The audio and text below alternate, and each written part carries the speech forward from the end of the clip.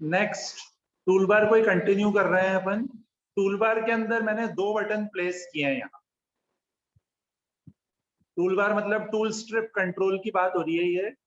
अब tool strip में भी अगर अपन चाहें तो बैकग्राउंड इमेज सेट कर सकते हैं। उसके लिए background image property, tool strip को सेलेक्ट करने के बाद बैकग्राउंड इमेज प्रॉपर्टी ली, एलिप्सिस पे क्लिक किया। यहां से जो भी आपको बैकग्राउंड में इमेज सेट करनी है वो आप सेट कर सकते हो। इमेज सेलेक्ट करो और ओके पे क्लिक कर दो, तो वो इमेज जो है वो टूल स्ट्रिप के बैकग्राउंड में आ जाएगी। तो जो जनरल प्रॉपर्टीज होती हैं वो सब टूल स्ट्रिप की भी होती हैं।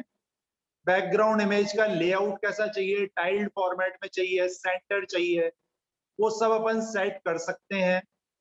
प्लस इसके अलावा जो अपन ने टूल टिप दी हुई है, टूल स्ट्रिप के अंदर जो बटन्स या जो भी कॉम्बो बॉक्स अपन ने प्लेस किए, अगर उनकी कोई टूल टिप्स दी हुई हैं तो वो टूल टिप्स दिखाई देनी चाहिए या नहीं देनी चाहिए। उसके लिए शो आइटम टूल टिप्स में ट्रू या फॉल्स सेट करेंगे। ट्रू का मतलब टूल टिप्स दिखाई देंगी, फॉल्स का मतलब दिखाई नहीं देंगी। फिर जो टूल स्ट्रिप है उसके अंदर भी अपन टेक्स्ट डायरेक्शन सेट कर सकते हैं। हॉरिजॉन्टल चाहिए, वर्टिकल चाहिए। मैंने वर्टिकल 90 कर दिया तो वर्टिकल में आ गया ये कलर डायलॉग और फॉन्ट डायलॉग लिखा हुआ। वर्टिकल 270 कर दूंगा तो वर्टिकल 270 डिग्री पे आ जाएगा ये। हॉरिजॉन्टल कर दूंगा तो जो बाय डिफॉल्ट होता है हॉरिजॉन्टल उसी फॉर्मेट में आएगा। तो ये वही प्रॉपर्टीज हैं जो अपन पहले भी कर चुके हैं। मेन्यू स्ट्रिप के केस में वही टूल स्ट्रिप में भी होती है। मैंने इसको रन किया। अब फॉन्ट डायलॉग अपन कर रहे हैं आज, तो फॉन्ट डायलॉग पे मैंने क्लिक किया। इससे ये डायलॉग बॉक्स आएगा। इसमें फॉन्ट के नेम जो आ रहे हैं उसमें से मैं कोई भी फॉन्ट का नेम सेलेक्ट कर सकता हूँ। और अगर मैं यहाँ पे अपनी तरफ से फॉन्ट का नाम लिख दूं ABCD और ओके पे क्लिक करूं तो मैसेज आ रहा है there is no font with that name. ये मैसेज आ रहा है, मतलब जो लिस्ट में फॉन्ट है उसमें से मैं सेलेक्ट कर सकता हूँ। ऐसे ही यहाँ पे फॉन्ट साइज आ रहे हैं 10 से 48 तक। मैंने टाइप कर दिया 70 और एंटर प्रेस किया तो ये मैसेज दे रहा है size must be between 10 and 50 points. तो इसके लिए अपने को कोड लिखना पड़ेगा। वो कोड देखें अपन क्या होता है। और ये जो डायलॉग बॉक्स है ये फॉन्ट डायलॉग पे क्लिक करने पे ओपन होगा।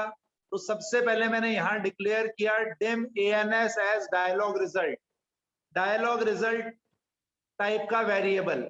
अब फॉन्ट डायलॉग के अंदर अप्लाई बटन आना चाहिए या नहीं आना चाहिए। तो पहली प्रॉपर्टी है शो अप्लाई। शो अप्लाई में ट्रू मतलब अप्लाई का बटन आएगा डायलॉग बॉक्स में, फॉल्स का मतलब नहीं आएगा। Show color equal to true.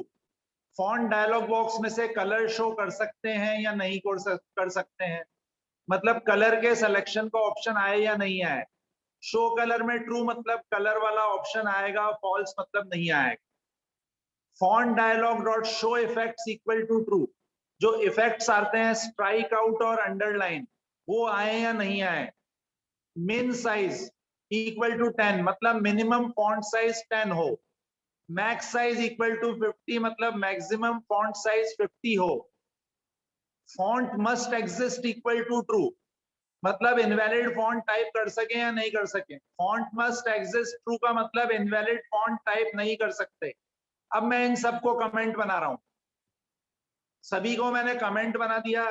अब मैंने इसको रन किया। अब आप देखोगे मैंने फॉन्ट डायलॉग पे क्लिक किया, यहां पे मैंने फॉन्ट साइज दे दिया 200 और अप्लाई पे क्लिक कर दिया तो ये अप्लाई हो गया क्योंकि मैंने मिनिमम और मैक्सिमम फॉन्ट साइज नहीं लिए हैं।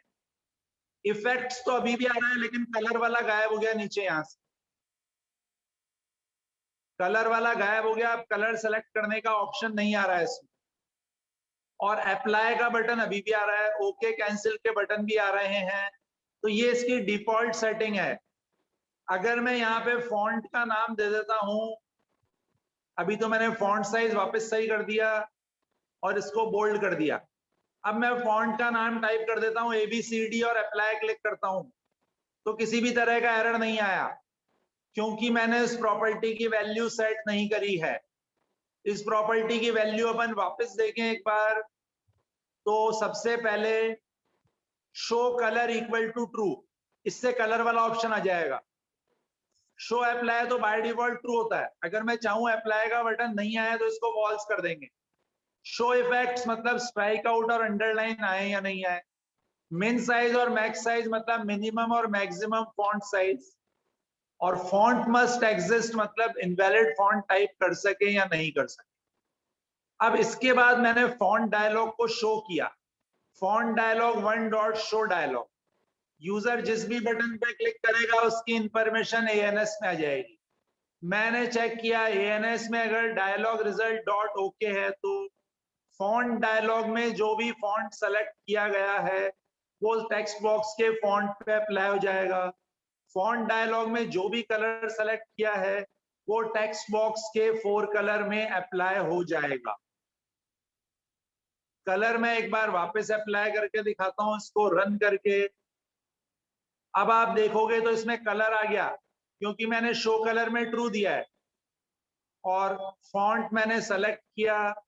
और भले ही मैं ओके पे क्लिक करूं या अप्लाई पे क्लिक करूं, दोनों ही केस में अप्लाई हो जाएगा। स्ट्राइक आउट को भी सेलेक्ट कर दिया, अप्लाई पे क्लिक किया तो ये पीछे अप्लाई हो गया, डायलॉग बॉक्स क्लोज नहीं हुआ। ओके पे क्लिक किया तो अप्लाई भी हो जाएगा और डायलॉग बॉक्स क्लोज भी हो जाएगा। ये अप्लाई बटन पे क्लिक करने पे अपने आप अप्लाई नहीं हुआ, इसके लिए भी अपने को कोडिंग लिखनी पड़ेगी।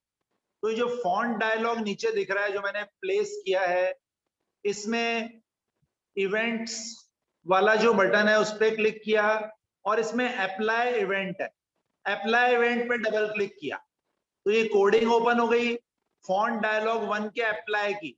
और यहाँ पे मुझे वही लिखना पड़ेगा टेक्स्ट बॉक्स 1 का फॉन्ट क्या हो जाए, जो फॉन्ट डायलॉग 1 का फॉन्ट है। टेक्स्ट बॉक्स 1 का 4 कलर क्या हो जाए, जो फॉन्ट डायलॉग 1 का कलर है।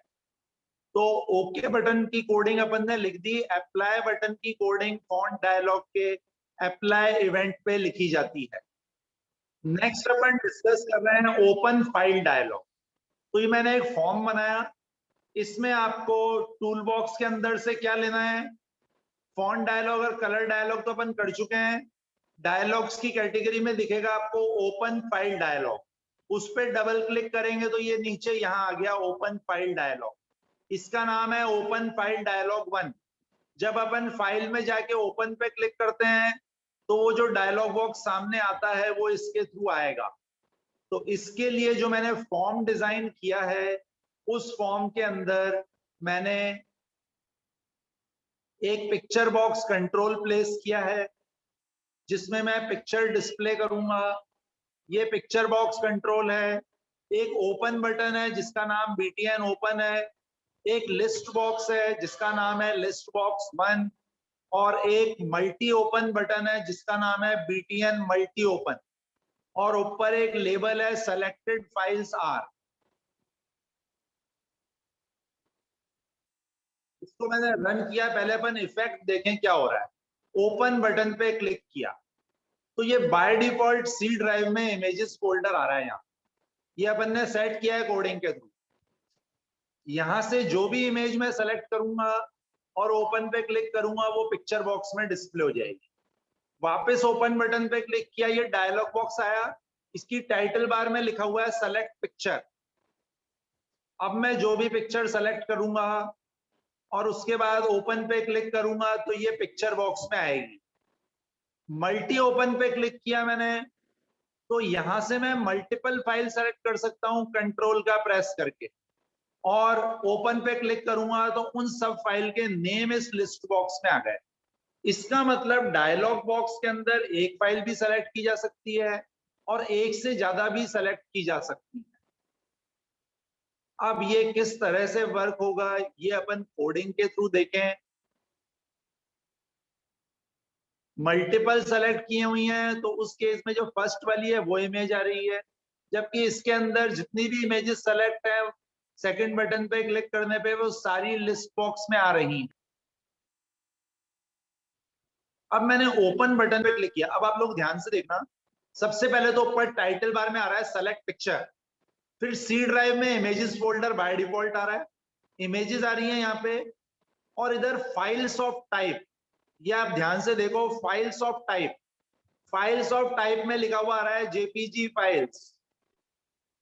अगर मैं यहाँ पे जेपीजी की जगह जिप फाइल सेलेक्ट करूं तो ऊपर जिप फाइल्स आ गई, वापस जेपीजी फाइल सेलेक्ट करूं तो जेपीजी फाइल आ गई, ऑल इमेजेस सेलेक्ट करूंगा तो सारी आ जाएंगी जेपीजी और जिप, और ऑल फाइल्स सेलेक्ट करूंगा तो सारी फाइल्स आ जाएंगी, जेपीजी हो, जिप हो, टेक्स्ट फाइल हो, सारी।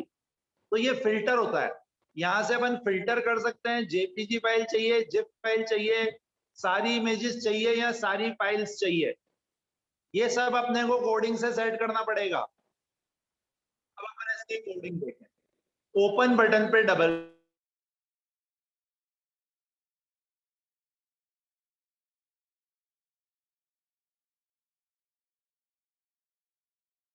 फिर मैंने लिया open file dialog one dot filter. अब ये फिल्टर वो जो नीचे आ रहा था ना जेपीजी फाइल्स, जिप फाइल्स, उसके लिए फिल्टर प्रॉपर्टी काम में आती है। Filter equal to double quotes open JPG files, मतलब वहां पे नीचे ड्रॉप डाउन में जेपीजी फाइल लिखा हुआ आएगा, जब वो अपन सेलेक्ट करेंगे तो जितनी भी जेपीजी एक्सटेंशन वाली फाइल्स हैं वो आ जाएंगी। दूसरा फिल्टर जिप फाइल्स, और उसके बाद एस्ट्रिक डॉट जिप, ये बीच में इस सिंबल से सेपरेटेड है ये। अब ऑल इमेजेस सेलेक्ट करने पे क्या आना चाहिए, ऑल इमेजेस में मैंने दिए asterisk dot JPG semicolon asterisk dot zip, तो जेपीजी और जिप दोनों एक्सटेंशन की फाइल आएंगी। और अगर ऑल फाइल सेलेक्ट करते हैं तो एस्ट्रिक डॉट एस्ट्रिक मतलब सारी फाइल्स। तो ये 4 फिल्टर मैंने लगाए। अब उसमें से बाय डिफॉल्ट कौन सा फिल्टर अप्लाई होना चाहिए, वो फिल्टर इंडेक्स प्रॉपर्टी से सेट। तो मैंने फिल्टर इंडेक्स में क्या दिया 1, तो 1 अगर आप देखोगे तो यहाँ पे जेपीजी फाइल्स वाला फिल्टर जो है वो अप्लाई हो रहा है। तो फिल्टर इंडेक्स से अपन सेट करते हैं कि बाय डिफॉल्ट कौन सा फिल्टर अप्लाई होना चाहिए। अब बाय डिफॉल्ट जो है वो कौन से फोल्डर की फाइल आनी चाहिए, वो अपन सेट करते हैं इनिशियल डायरेक्टरी प्रॉपर्टी में, open file dialog one dot initial directory equal to C images. तो इनिशियल डायरेक्टरी में मैंने क्या दे दिया, सी इमेजेस। अगर मैं सी ड्राइव दे दूंगा तो इनिशियल डायरेक्टरी में सी ड्राइव आएगा। अब आप देखो यहाँ पे आ रहा है फिल्टर इंडेक्स मैंने 2 कर दिया, तो अब जिप फाइल्स वाला फिल्टर आ रहा है। अब मैं यहाँ पे ऐसी इमेज का नाम टाइप कर देता हूँ जो एग्जिस्ट ही नहीं कर दी, और ओपन पे क्लिक करता हूँ तो ये मैसेज दे रहा है C images ABCD does not exist. अब ऐसा किस तरह से हुआ वो अपन देखें, उसके लिए एक प्रॉपर्टी होती है open file dialog one dot check file exist. Check file exist में ट्रू मतलब फाइल की एग्जिस्टेंस को चेक करेगा, अगर फाइल एग्जिस्ट नहीं कर रही है तो आपको एरर मैसेज देगा। Open file dialog one dot title, title bar पे क्या लिखा हुआ है।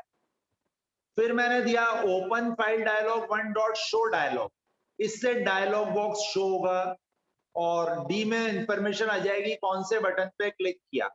अगर डी में आ रहा है डायलॉग रिजल्ट डॉट ओके, इसका मतलब यूजर ने अगर ओके पे क्लिक किया है तो क्या होना चाहिए, जो भी पिक्चर यूजर ने सेलेक्ट करी है वो पिक्चर बॉक्स में आ जानी चाहिए।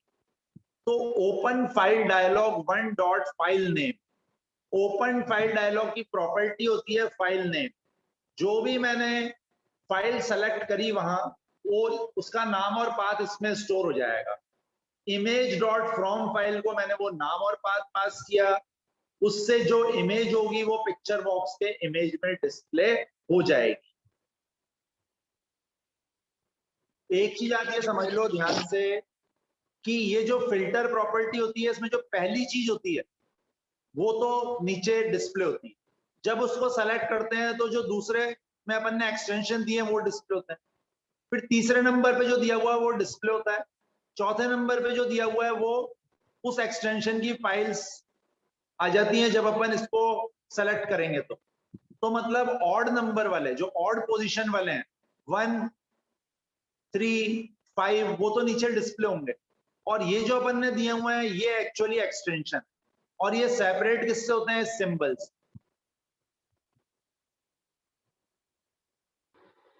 नेक्स्ट मल्टी ओपन की कोडिंग। मल्टी ओपन पे डबल क्लिक किया, कुछ ज्यादा नहीं करना है आपको। Open file dialog dot multi select equal to true, multi select में ट्रू दे दिया। फॉल्स दे देंगे तो एक ही फाइल सेलेक्ट कर सकते। Open file dialog one dot show dialog, dialog box show होगा। और अगर डी में आता है डायलॉग रिजल्ट डॉट ओके, तो मतलब यूजर ने मल्टीपल फाइल सेलेक्ट करने के बाद ओके पे क्लिक किया है।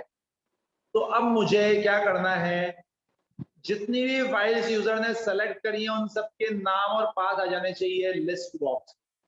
तो मैंने लिया dim q as string, open file dialog one dot file names.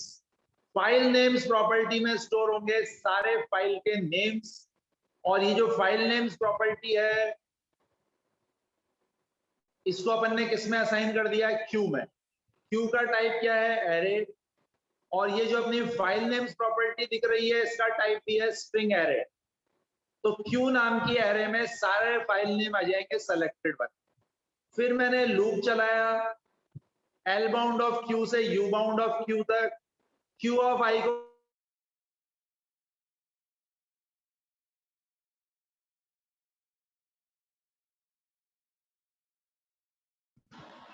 List box one dot items dot add Q of I. तो एक एक आइटम को ये लिस्ट बॉक्स के अंदर ऐड करता जाएगा। नेक्स्ट देखें अपन सेव फाइल डायलॉग। जैसे ओपन फाइल डायलॉग होता है वैसे ही डायलॉग्स की कैटेगरी में नेक्स्ट होता है सेव फाइल डायलॉग। जब अपन फाइल में जाके सेव पे क्लिक करते हैं तो सेव डायलॉग आता है, वो सेव फाइल डायलॉग कंट्रोल के थ्रू आएगा। तो इस पे मैंने डबल क्लिक किया। डबल क्लिक करने के बाद में मैंने क्या किया, फॉर्म पे एक लेबल प्लेस किया जिसमें एंटर डेटा लिखा हुआ है। और मैंने एक यहाँ पे टेक्स्ट बॉक्स लिया है। टेक्स्ट बॉक्स लेने के बाद में मैंने यहाँ पे और क्या किया है, एक बटन लिया है। बटन पे लिखा हुआ है सेव। इस बटन का नाम है BTN सेव एस। सेव्स मतलब BTN सेव्स।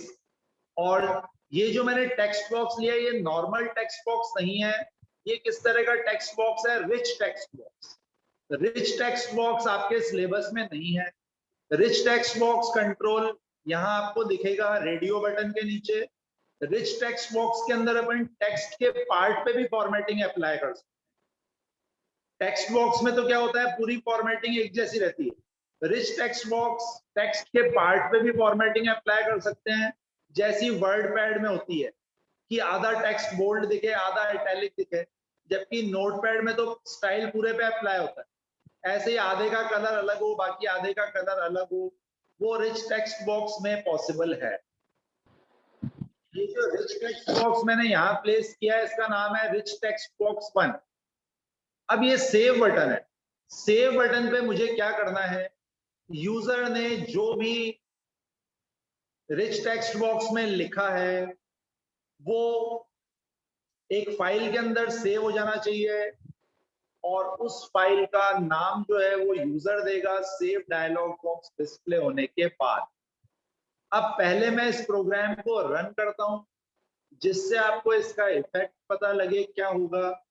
ये प्रोग्राम रन हुआ, यहाँ पे मैंने लिखा आर्टिस्ट और सेव पे क्लिक किया।